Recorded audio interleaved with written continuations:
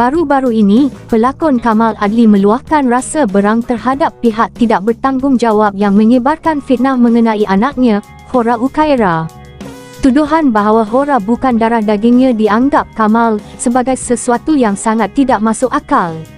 Kamal, 39 tahun, menegaskan bahawa Hora adalah anak kandungnya bersama isteri, Ukasha Senrose. Dalam hantaran di Threads, Kamal menulis, "Ini sangat melampau.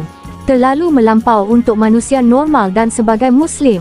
Itu anak kandung saya." Selain itu, Kamal turut memuat naik tangkap layar beberapa komen netizen yang menuduh Hora bukan anaknya.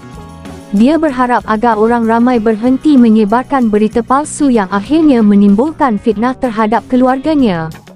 "Tolong manusia, kalau tiada apa yang baik hendak ditulis, tolong jangan sampai tahap ini," luahnya dengan penuh kesal. Perkongsian Kamal ini menarik perhatian ramai, dengan rata-rata netizen meminta agar tindakan diambil terhadap individu yang membuat tuduhan tersebut.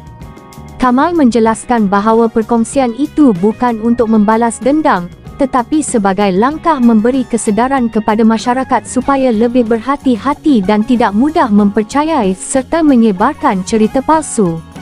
Isu ini muncul di tengah-tengah kemelut rumah tangga Kamal dan Ukasha yang menjadi perhatian ramai selepas aktris itu memfailkan permohonan cerai pada 1 Oktober lalu.